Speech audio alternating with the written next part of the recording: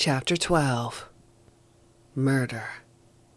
Old Bruce let Bobby, Mary, and me out of the car and drove away. I looked up at Gary's place. It was a 2-story wooden house on the side of a hill, set back off Old Topanga Canyon Road. Because of the hillside, the first-floor living quarters seemed to be on the 2nd story, with a long row of stairs leading up to it. The 3 of us began to climb the stairs. I was scared. The summer sky seemed very blue, and the hills were magnificent as my eyes swept across the landscape. Sadness mingled with my fear. I was heavy and sad that late July day in 1969. Bobby seemed nervous, but his natural arrogance compensated for it, and he was as cocky and confident as ever. I thought of his competitiveness, especially with Charlie. He was gripped with the need to prove that he could do anything Charlie could do. He seemed to need to prove it to himself, to Charlie, and to all of us. I knew he would kill to prove it. Mary was quiet and brooding. I can only surmise that she felt much as I did, afraid and sad. Gary had helped her retain her baby when authorities had threatened to take him. Bobby knocked on the door. After several seconds, Gary opened it and grinned broadly at the 3 of us. I knew he felt more than friendship for Bobby, but he had been a genuine friend to all of us. We said, "Hi," almost in concert. "Can we come in?" Bobby asked. "Sure," Gary said. "Please do." He led us directly into the kitchen. "Sit down," he said, motioning to the chairs around a kitchen table pushed close to the wall in a little alcove, with just room enough for a chair on each side. Bobby took the place next to the wall. Mary and I were on one side, and Gary sat opposite us, cater-corner to Bobby. Small talk continued for a minute or two, and then Bobby looked into Gary's face. "We need money, Gary. Would you give us the money you have in the bank? And your cars?" Gary owned a van and a car. Gary's face clouded, but the smile remained. "I don't have any money in the bank, or anywhere else," he said. "I'll give you all that I have, but it's only $10 or $15. Bobby's face was starkly emotionless, without a hint of a smile. "We know you have a lot of money, Gary," he said huskily and barely audibly. Gary stared back into Bobby's eyes for several seconds and moved as though to rise from the table, but remained seated. "I think you'd better leave now." Bobby reached quickly under his shirt and pulled out a gun, a .22 caliber revolver. "You don't understand. We want your money." Gary stood up, and in a flash, Bobby reached across the table and hit him flush on the mouth with his fist, knocking him to the floor. Gary spit out a piece of tooth and rose slowly to his feet. Bobby scrambled from behind the table, and they began to fight. Bobby fired the gun once, and the slug splintered the wooden cabinets on the opposite wall. He then handed the gun to me and said to Gary, "I'm going to teach you a lesson." They battled furiously, slugging and wrestling and kicking all over the kitchen, down onto the floor, and then up again. Without thinking, I put the gun on the table, and Gary immediately lunged for it, getting it ahead of Bobby as they struggled. Gary broke clear and held the gun on Bobby and on Mary and on me. We stood absolutely motionless. The only sound was the gasping, desperate breathing of Bobby and Gary. Bobby began cursing me. "You dumb bitch," he screamed. "Why did you let him get the gun?" He blistered me, and I wilted close to tears, but held them back, determined not to let my weakness show. We stood there for several minutes. Gary obviously didn't know what to do. There he was, threatened right within his own home. He had no place to go. His gentleness and sensitivity began to show on his face. He was a pacifist in the truest sense, and clearly had no stomach for the madness of that moment. With tears in his eyes, he handed the gun back to Bobby. "I don't believe in violence," he said. "Here, you take the gun. I don't want it. Why don't you just go? We'll be in here." I could hear Bobby trying to persuade Gary to give him the money. His voice was low and gentle, then sharp and harsh. Gary insisted over and over that he had no money. Finally, he said, "I'm tired, and I want to go to sleep." He lay on a couch in the living room. Bobby stuck his head into the kitchen and told me to go watch Gary. "I'm going to call Charlie," he said. It seemed less than an hour before Charlie arrived, accompanied by old Bruce. Gary was awake. He began yelling at Charlie. "I thought you were my friend." Charlie had a 20-inch razor-sharp sword buckled to his waist. I had seen it before at the ranch. He pulled it from its metal scabbard and, without warning, slashed the whole right side of Gary's face, from ear to chin. It was a ghastly cut, and blood spurted all over the room. Gary screamed and fell back onto the couch, grabbing his slashed right ear. He was in terrible pain. Mary ran to get a towel for him to hold over his face. The blood was spattering everywhere. Mary and I went into the kitchen, and Charlie followed us. I was shaking all over and was terrified. "Take care of his wounds," Charlie said to both of us. "Make him comfortable." Then Charlie and old Bruce abruptly left. I had no idea what was going to happen. I'm sure none of us did. Gary fell onto the floor and went to sleep, holding the towel against his face. He frequently moaned, and occasionally deep sobs came from his throat.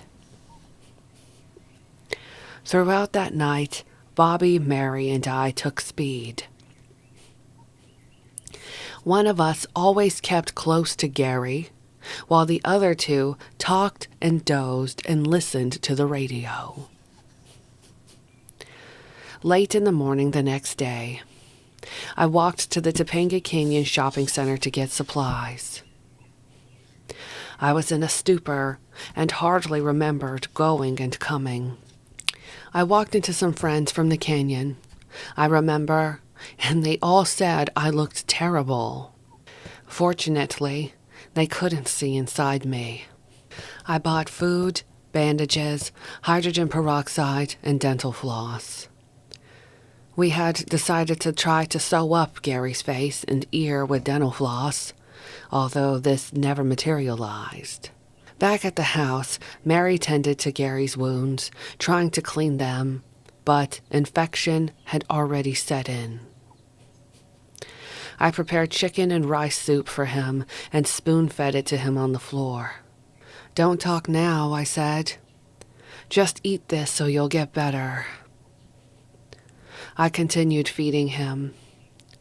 He was unable to smile, but his eyes were filled with tenderness and affection. "Please give us the money, Gary," I said softly. "Then everything will be all right." He didn't say anything, continuing to accept the soup from my hand. He looked directly into my eyes. "Sadie, you're an angel." I couldn't take it anymore. I finished giving him the soup and left the room. I was on the verge of vomiting. Several jumbled hours of indecision followed. I don't believe anybody knew what was going to happen next. Bobby, Mary, and I tried to persuade Gary to give us the ownership registration papers for his cars. He wouldn't tell us where they were. Then we asked him again for the money. He persisted with his denials that he had any. Then came more hours of indecision and waiting. Late in the day, the second day, Bobby fell asleep and Gary made an attempt to escape. But Bobby awoke as he neared the door and beat him horribly. The second night was long. The three of us slept in shifts, and the confusion and desperation deepened. Everything was unreal, surrealistic, and slow motion. By early morning of the third day, we were convinced that Gary had no large sum of money. We figured it was impossible to hold out as long as he had in his condition if he was lying. But we continued to badger him for the car papers. Finally, he told us where they were, and under Bobby's threats, signed them over to him. It was late in the afternoon of the third day. Mary and I were in the kitchen. Bobby walked in and said quietly, "You two stay in here. I'm gonna have to kill him." I stood facing away from the living room. I knew Mary was in the kitchen, but I felt alone. Alone and cold. I shivered. From the living room, I heard Gary's voice. "No, Bobby. My God." I couldn't stop myself. I ran into the room. Gary was standing, holding his stomach, and Bobby clutched a knife. Gary lurched toward the bathroom off the living room. He stayed only a few seconds and came back into the room. I couldn't believe what I was seeing. Gary was obviously mortally wounded, but we were all standing or moving around. Reality had vanished. A dark brown color had settled over everything. We all seemed transparent. Gary eased himself down onto the floor and lay on his side with his legs pulled up, still holding his stomach, moaning and sobbing. Bobby went to him and stabbed him again. Turning to us abruptly, with absolute blankness in his eyes, he swept his arm across the room. "Get a sponge and go through and wipe everything clean," he said. "Don't miss anything." I looked out of the corner of my eye at Gary. He was dying. Mary and I did as we had been told, and then began packing everything we had bought. Food, first aid supplies, into a big brown paper bag. Suddenly, we were moving quickly, scrambling. The slow motion had turned to double time, like an old Charlie Chaplin movie. We decided on a plan to throw confusion into any police investigation by making the murder look like the work of revolutionaries. Bobby used a glove to write "Political Piggy" in Gary's blood on a wall of the living room. Then we checked everything over one last time and went out the door, locking it from the inside. As we turned to start down the steps, we heard a noise from inside. It was Gary. He was still clinging to life. "We can't leave him like that," Bobby said. The panic in his voice clutched at my throat. He then went to a side window that had been left unlocked and went back into the house. He was inside several minutes, and the hysteria grew. Mary appeared to be near to collapsing. I feared I might begin screaming. Bobby stepped back onto the small porch. I had to smother him with a pillow. We took one of Gary's cars and drove away in silence. Bobby said he'd return for the other one. It struck me that didn't make sense. We should have taken both cars, or left both of them. But they were in Bobby's name then. Chaos overpowered any rational thinking, and we sped away. In Chatsworth, we stopped at a small restaurant where we removed all clothing that showed blood stains and dumped it in a large outside trash receptacle, along with the supplies we had taken. Then, fighting desperately to control ourselves, we went into the restaurant and ordered coffee and pie. Bobby's eyes were steel blue once again as he turned to me midway through the pie and said flatly, "I should have killed you too, Sadie, for letting him get the gun." It was nighttime when we arrived at Spawn's ranch. I went immediately to the back ranch house where everyone seemed to be asleep. I crawled in alongside Ella and Sandra, whispering to Ella as I lay my head on the pillow. "Gary is dead." The next morning, Ella and her man, Bill, disappeared, taking a truck and some camping equipment. Things had apparently got too far out of hand for them. They were not the only ones to leave during those crazy days. We had grown to about 25 steady people, with a core or inner group of 15, and many were not prepared for the sort of violence that was unfolding. Even a handful from the core group decided to leave. Through all this uncertainty, Charlie continued to use his girls to attract male followers. He made extra efforts, some successful, to attract motorcycle gang members. They were free and tough, and Charlie both admired and feared them. But not many wanted any part in what we seemed to be driven to. We took Gary's van way out back at the ranch so it wouldn't be seen. But Bobby felt it was not good for him to hang around Spawn's, so taking Gary's other car, he left to let things cool down. I was scared to death at this time. Mary and I decided we should stay in hiding during the daytime and only move around and mix with the others during the night. I was beset with the fear that I would tell everything if I was caught by the police. All of us were thoroughly programmed not to talk if caught, but I had an overwhelming tendency to blurt things out under pressure. Even then, I knew the cause of this weakness. Part of it was fear, and part was pride. The desire to prove myself to be something special, a big shot. Throughout all those days, I was consumed more than ever with the desire to belong. I was becoming more and more possessed with the fear that I was not accepted.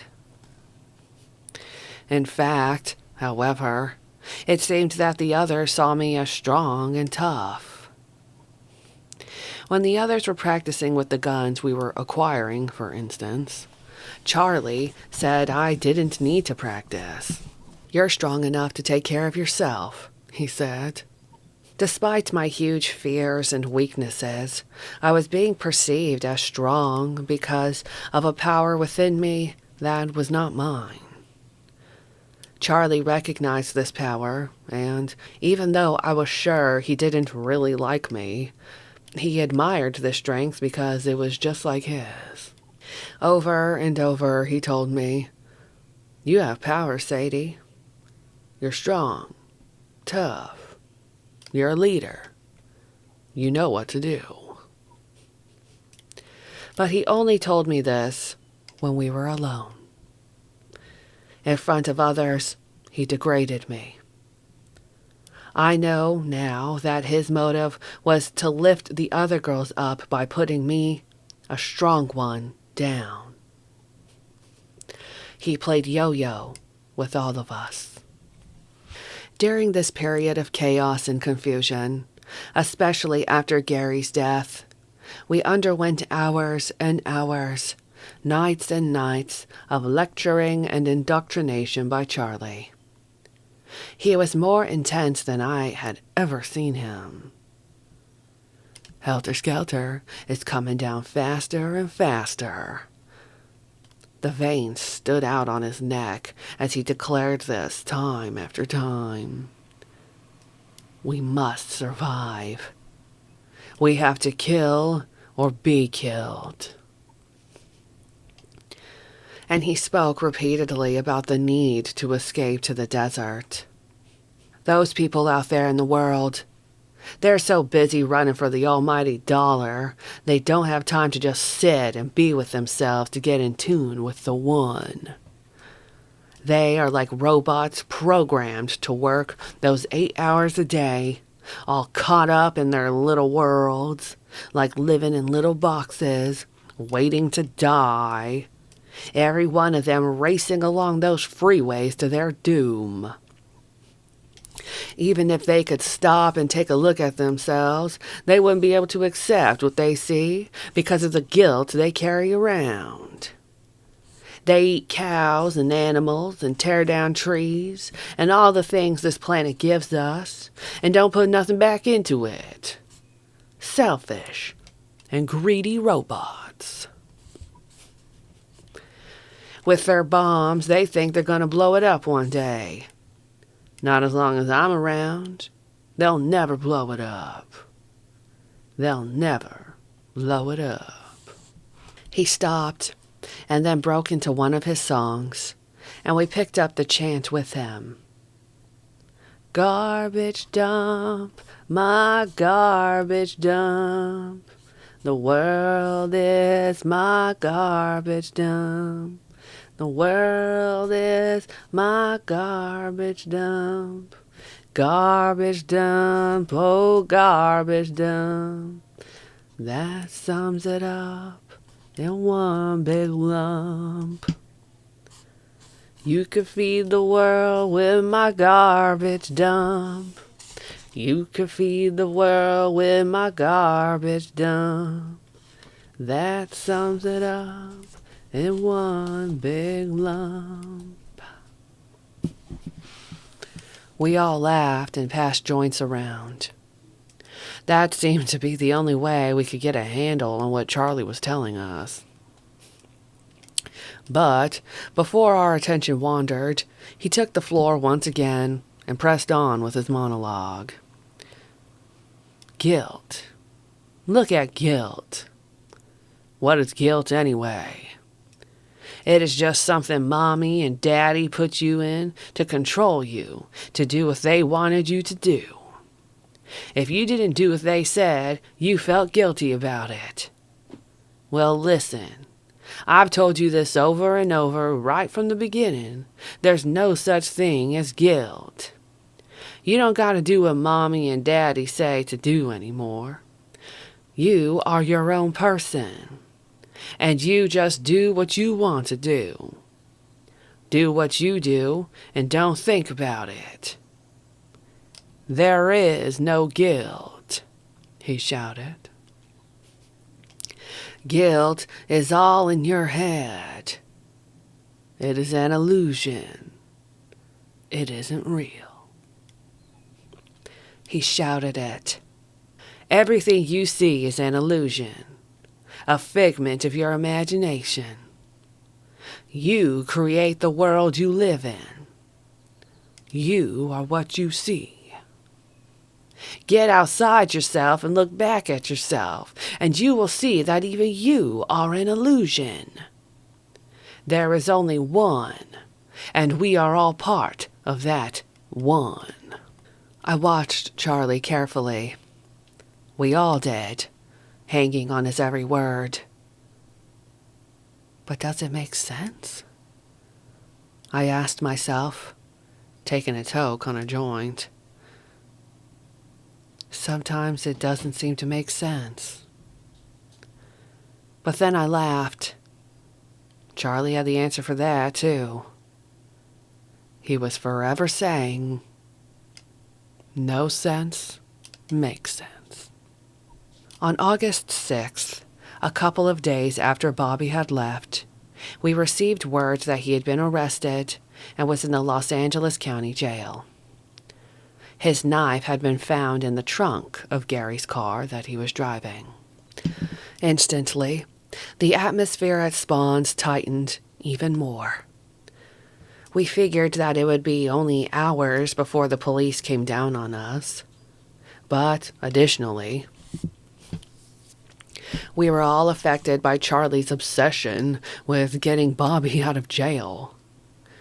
Bobby had been driven by a need to prove himself as tough as Charlie, and now Charlie was possessed with the need to prove his loyalty to his brother, to die for him if necessary.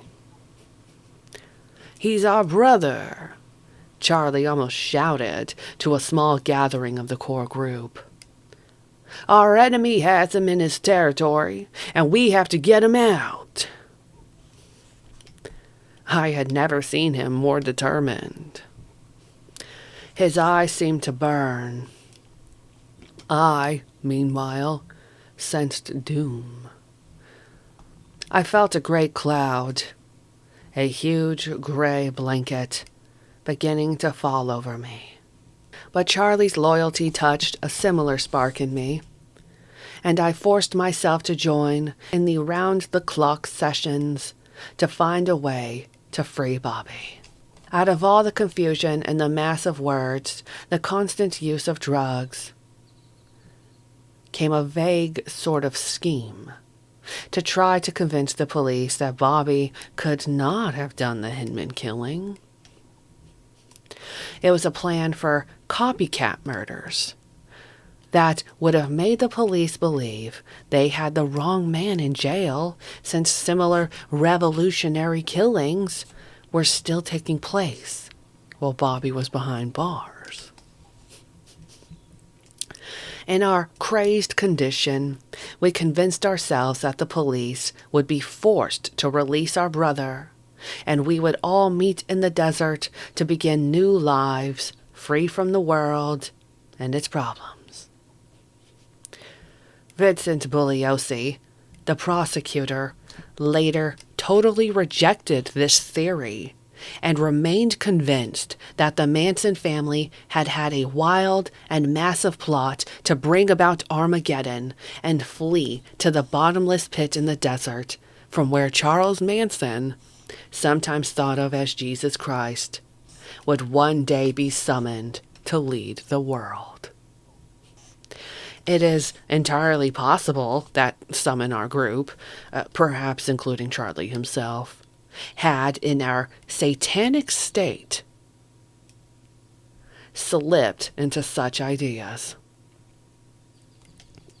But to the best of my understanding, the copycat plan was the primary motive behind the most horrible rampage of killing and human destruction in California history. The Tate LaBianca Murders.